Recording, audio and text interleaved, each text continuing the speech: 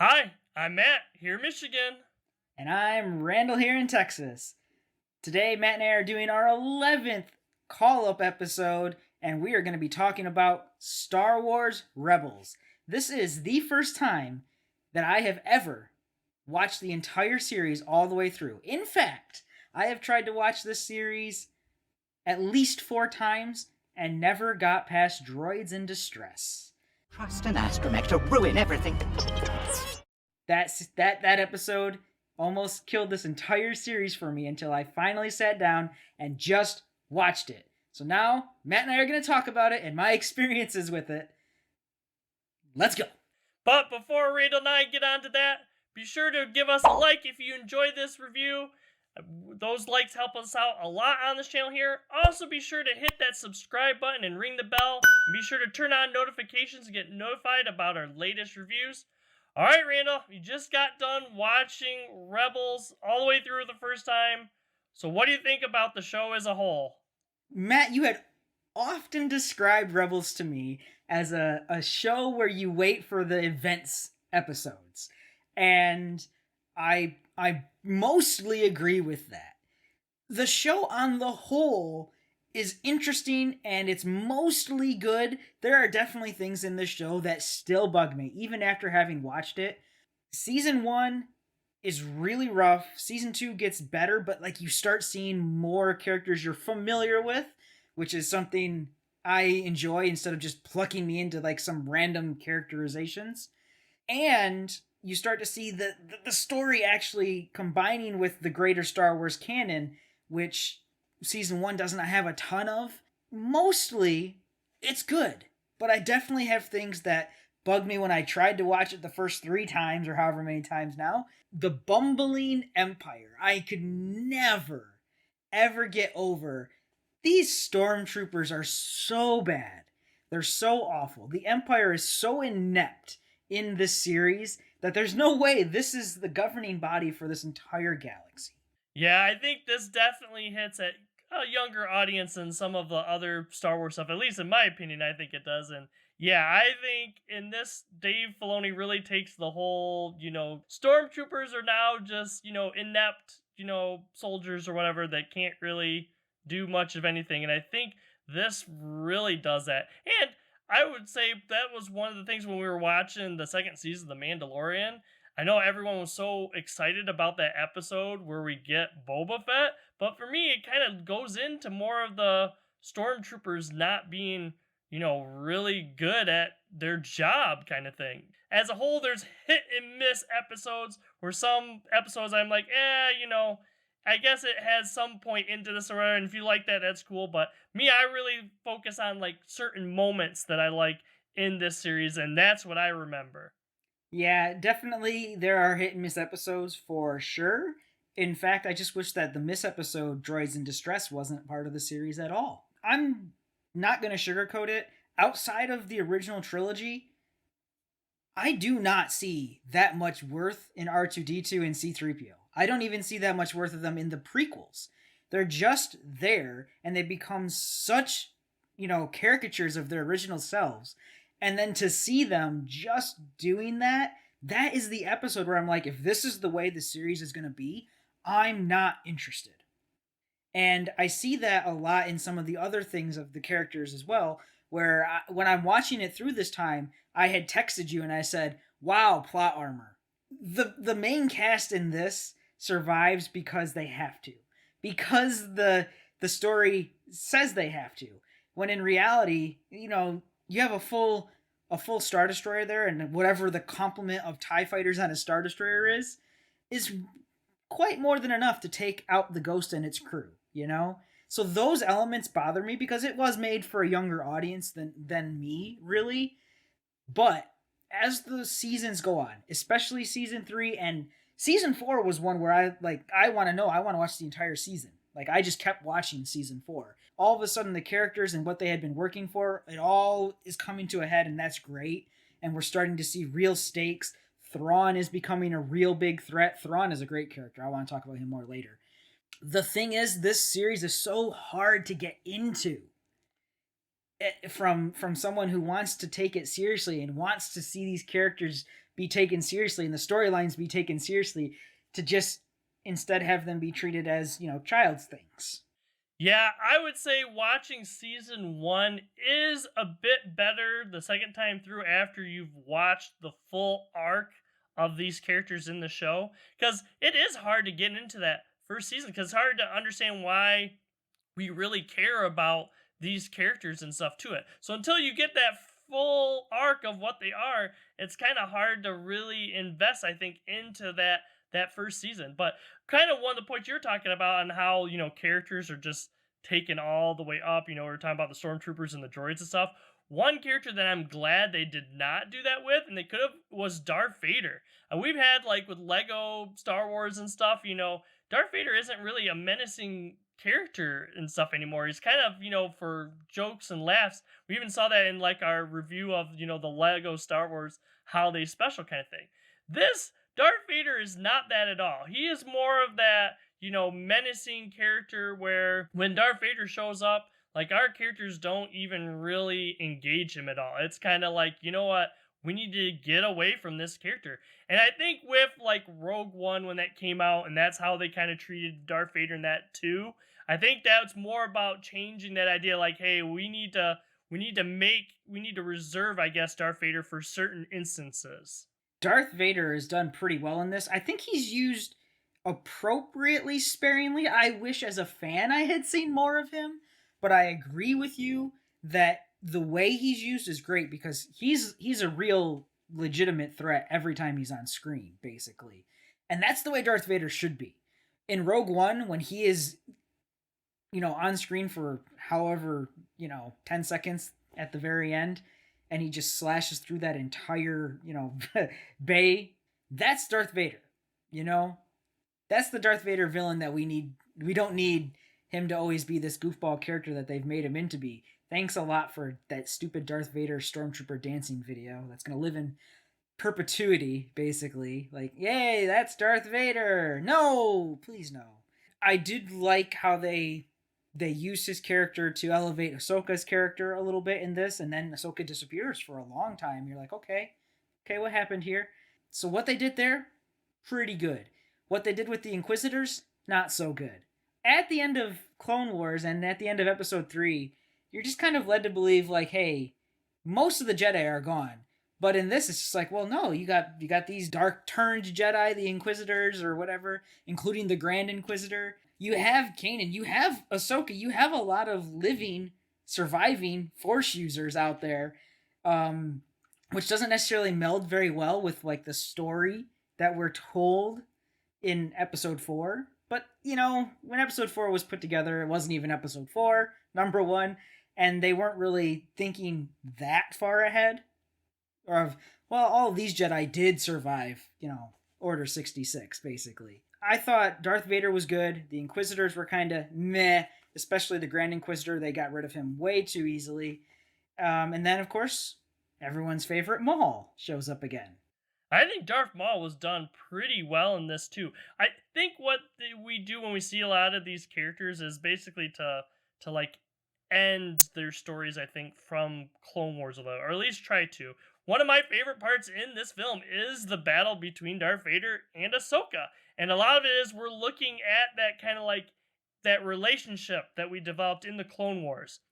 And how much of Anakin is still in Darth Vader, if any, when we see Ahsoka. And I think Ahsoka kind of comes to realize that, this isn't Anakin, this is Darth Vader for my instance and stuff too.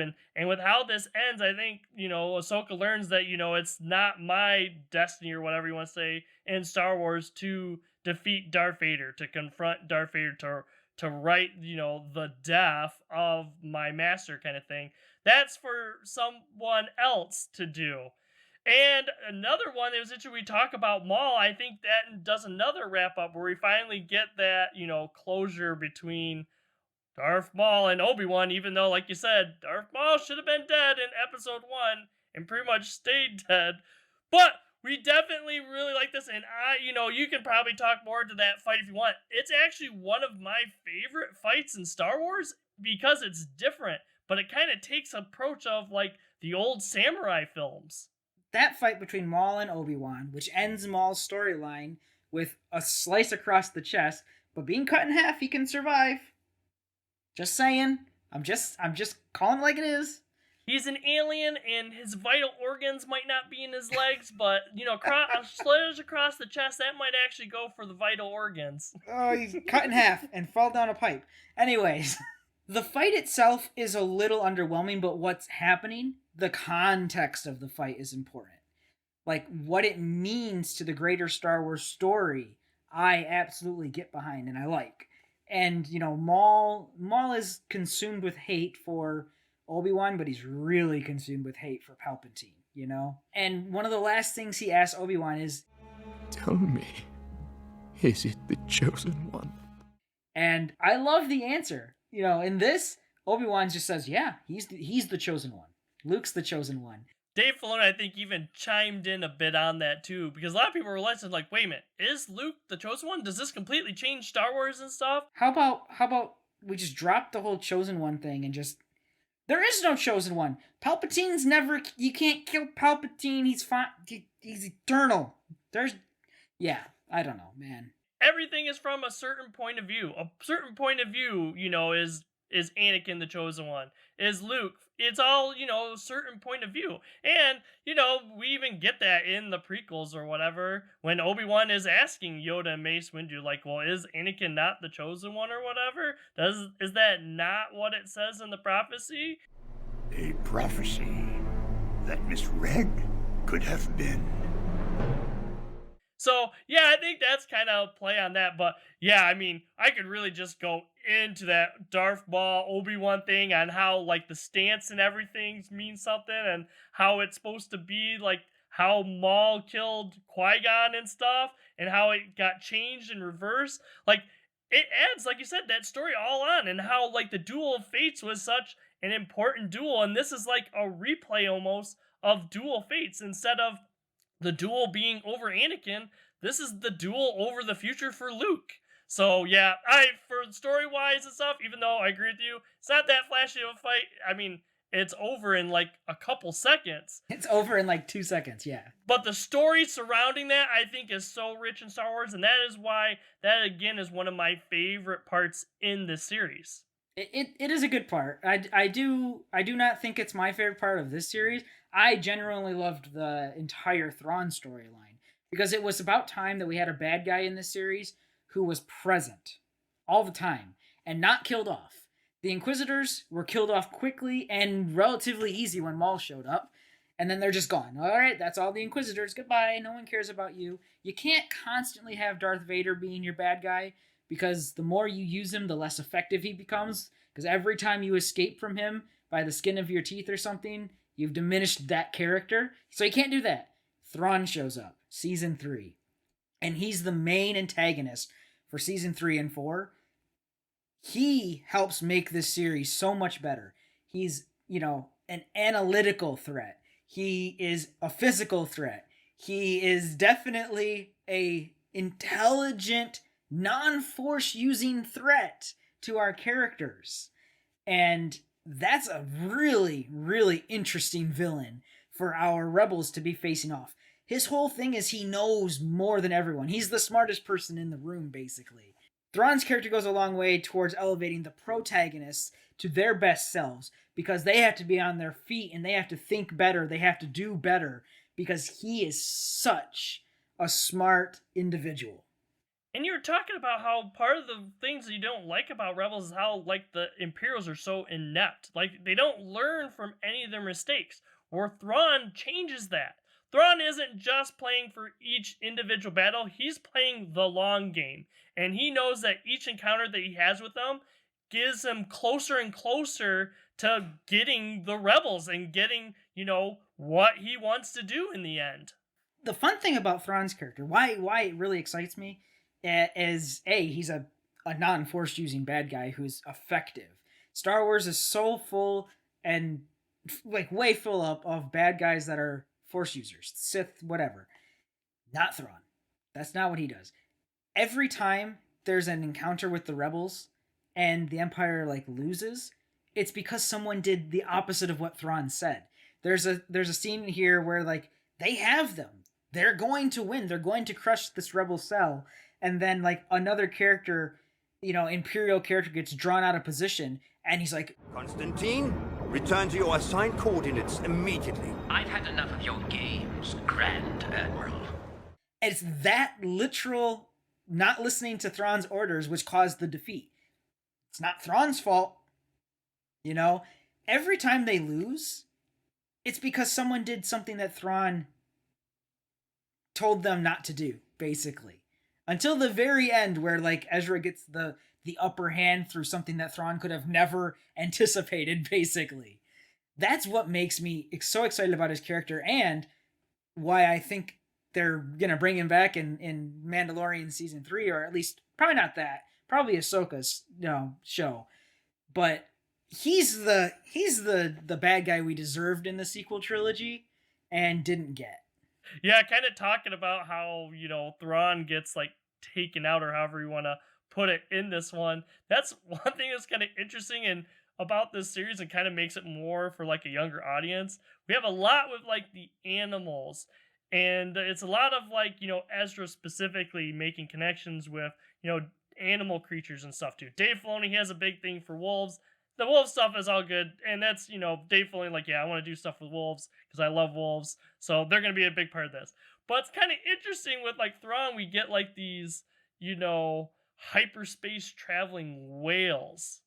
It's awesome. I didn't look up spoilers. I didn't know very much going in. The only thing I knew going in was that Kanan died. Like, I knew that. I didn't know when. I didn't know the circumstances of when. I just knew he did, eventually. But when that ends up, like, with, he's like, we're going to go out and we're going to do this subspace signal on whatever, Channel 0 or whatever it is. I'm like, oh, they're bringing the whales back. I'm like, okay. Because it's a thing that Thrawn would never see coming. Thrawn had no insight into that experience. He didn't know that about Ezra. He didn't know that they had did this huge thing with the whales. I'm like, this is brilliant thinking on Ezra's part. And Ezra's not a character that I genuinely like that much of. I think he's another, whodunit MacGuffin kind of character. Like, he's just naturally ridiculously gifted with the Force because he has to be, kind of like Rey. But I liked at the end when this plan came through, I'm like, that's a brilliant plan. Very good thinking. Yeah, it was kind of one of those, like, that whale episode was kind of, like, different. Felt kind of like a different episode, and yet it plays a big role in the end. Like I said, it's something that they looped back around with and stuff with that, too. I just think it's kind of interesting. It's like the whales or whatever. If I have to make, like, a comparison, they're almost like the eagles in, like, Lord of the Rings, where they come in and kind of, like, save the day. Well, kind of. I mean, in a sense, they do. But it's because of their special connection with Ezra, or Ezra's special connection with them, that was in an otherwise one-off episode where you never would have seen that's coming back around, really. You wouldn't have assumed that. I mean, it's something I definitely wouldn't have thought about, like, holy moly, the whales, that's how we're going to do it, that's how Ezra's going to go. And one thing you mentioned... There be whales here, Captain! Admiral, there be whales here! Talking about, like, Kanan going out and stuff too, I thought that was a good, like, emotional part of the series, and something that was kind of being foreshadowed a little bit when, right before it, we're seeing, like, kind of like, that Hera Kanan stuff, leading up to it. I think it just added to so much weight of, like, that decision on Kanan, and I'm glad on how the show kind of goes on, after, like, Kanan's death, and how it affects other people, and how Ezra actually learns from the choice that Kanan made. And that's the penultimate episode before the climax. Usually, you would expect these characters to, go out in the climax. They sacrifice themselves at the height of what's going on, at the conclusion of the story, like Qui-Gon does almost. That is not what happens here. There's like 5 episodes left, 4 or 5 episodes after Kanan dies, to actually fill out the effects of his death on people and how that works with the story. There's one thing that ties into it. This is kind of like another look at, and it's like the time travel, or whatever you want to say, kind of like world between worlds episodes and stuff too. And I think that kind of goes in and shows like how Kanan's death and how it affects Ezra is important for this moment. Because all the time it's kind of like Ezra is kind of like drawn to the dark side a little bit at times and stuff too. And really, a lot of big driving force for Ezra at the beginning of the show and stuff was about his parents. Finding his parents. Are they still alive? Where are they? Kind of thing. Rey's kind of like that too. She's waiting for her parents to come back to try to get on that or whatever. And we don't see a lot of the Emperor in this show, but this is where we actually see the Emperor. And the Emperor basically tempts Ezra, like, give me access to this power to, like, change the past, and I can, like, bring your parents back and stuff. I can change something. And I don't think, Ezra, I think if that was offered to him earlier, I think he might actually take that. Be like, hey, this is what I want. I want my parents back, kind of thing. I'm okay with, like, changing things in the past. It took Kanan's death and then kind of the lesson that he got from Ahsoka when they're in this time world that's like, if you save Kanan from this moment, you take away from his sacrifice. And that's where Ezra needed that lesson to basically, when confronted with the Emperor, saying, no, as much as I want my parents back, if I change that, I change, what they fought for, what they died for, kind of thing. So I think it was good that we have that, like, and that's not even, like, the end. Like I said, the big battle thing is with Thrawn and stuff, too. But it's nice to see that even after Kanan's death, we have so much more development and stuff in the show before we get to that end. Now, the characters are for the most part pretty good. Again, I'm not a huge fan of Ezra. I get it. It's fine. I think Sabine is underserved. Like, the Mandalorian storyline is a little underserved in this. They kind of do it and get it done, and then they drop it.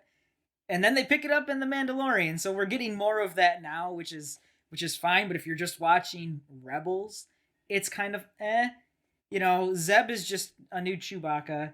Kanan is the character that I can latch onto, though.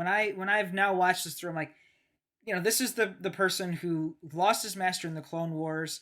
He grew up not really practicing his Jedi arts, not really being a strong Force user, and you see that, and you see this growth of his character, where he starts out mostly using his gun, then he becomes more accepting of going back and primarily using his lightsaber, and then he becomes more spiritual in the Force. He spends more time meditating and thinking and figuring out the spiritual side of the Force. I love the progression of Kanan's character. He grows the most throughout the series, in my opinion, and he's the character that I personally latch the most onto from this new crew.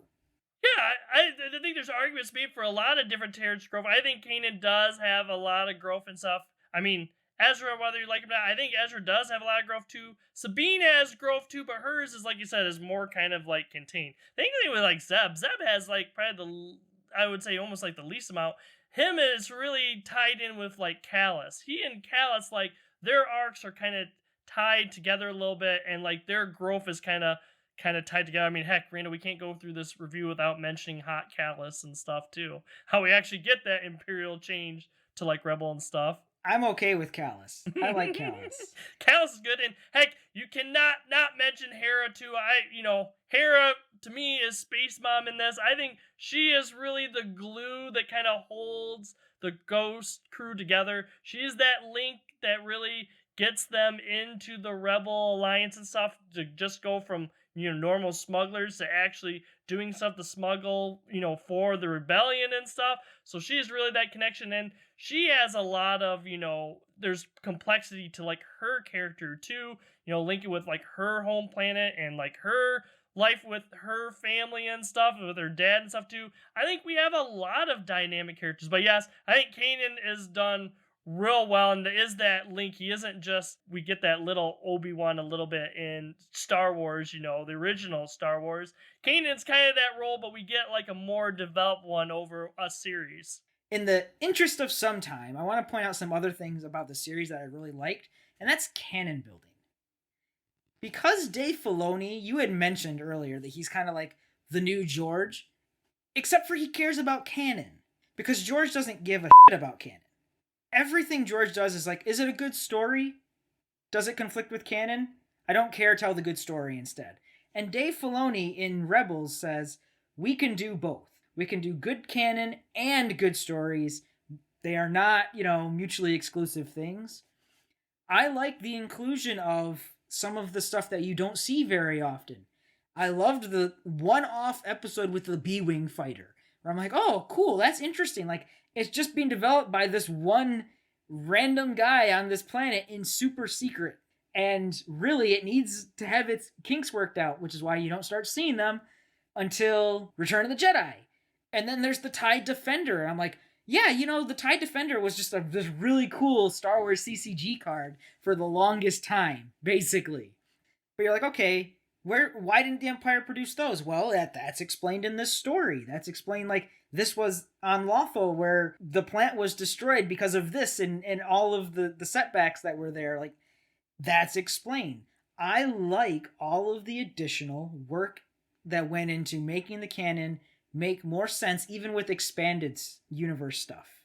Well, especially that TIE Defender program. I mean, Thrawn that's really like his hands. I mean, and that was like completing plan with like the Death Star. So we put all of our eggs in the Death Star. So it's almost kind of puts Thrawn against Tarkin a little bit, with like Tarkin really pushing for like the Death Star kind of thing. And Thrawn thinks like, no, we should go a different route and go with this TIE Defender program. But that's all explained. Like, okay, not only was a lot of the plant and the fuel refinery system all destroyed, at the end of this, Thrawn's gone for all intents and purposes.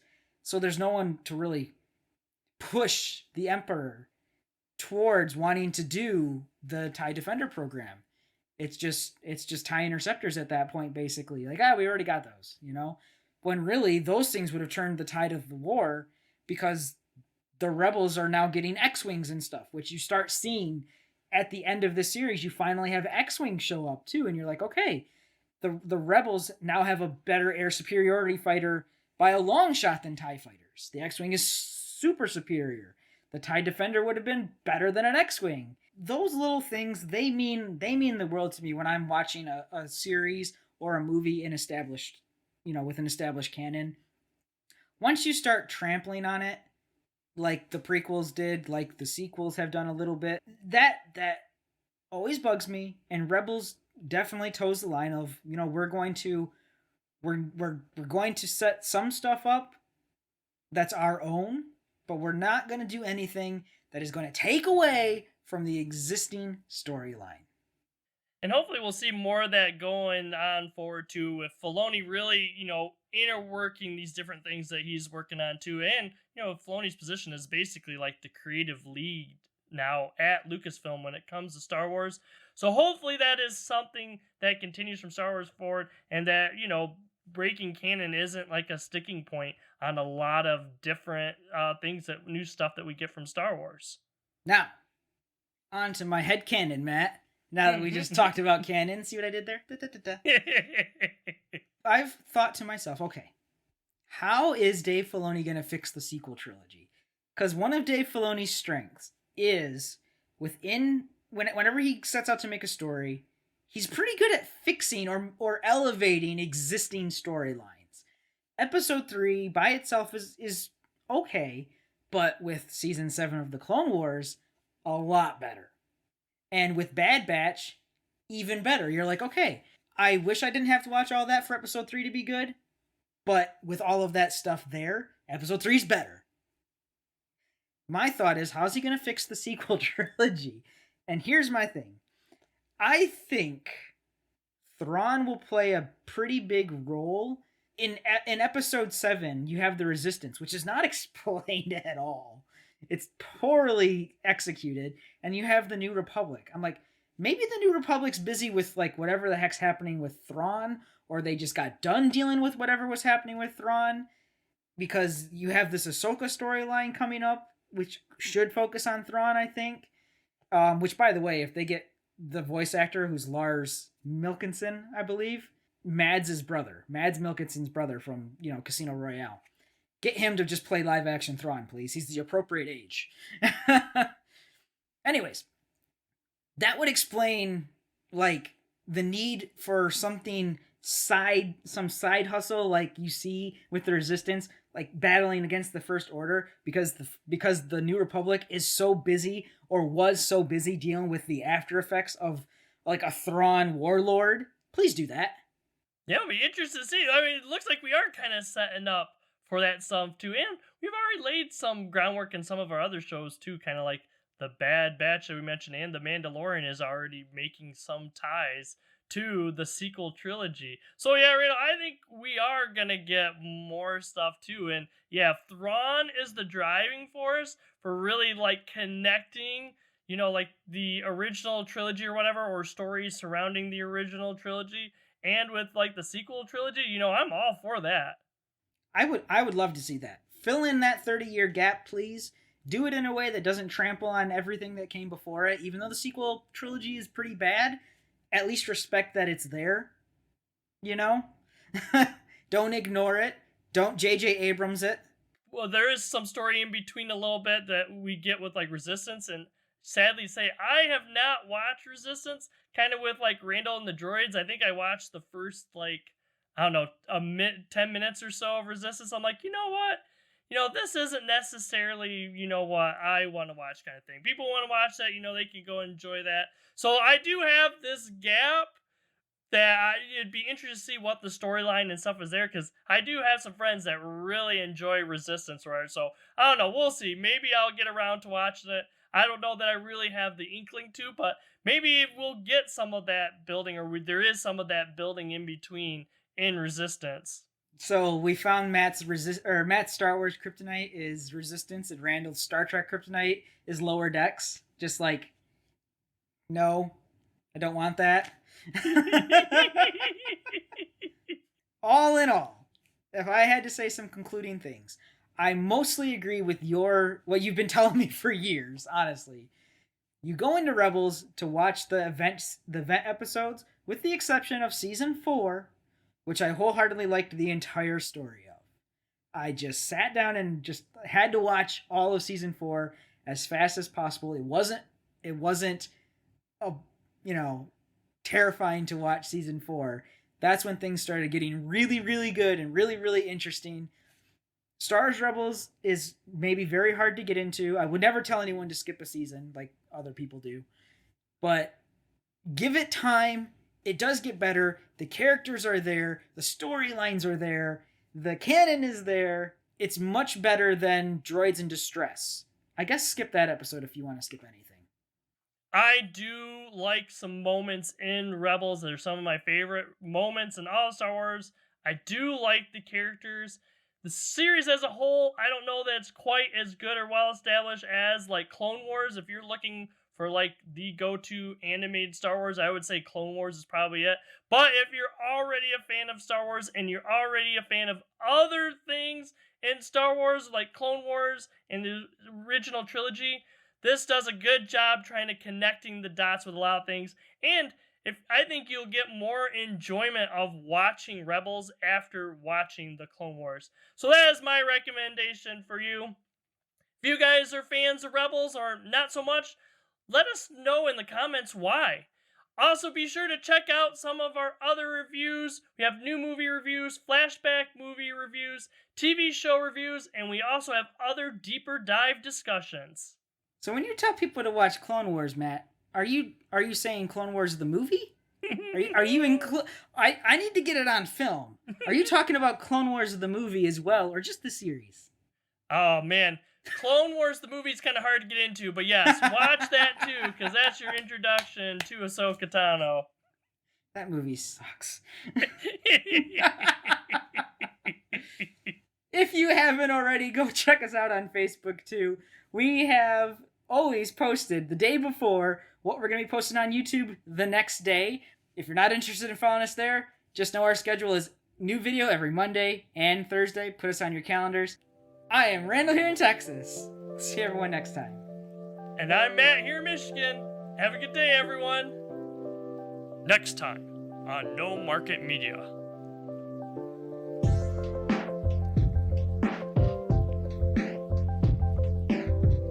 Please consider checking out some of our other videos.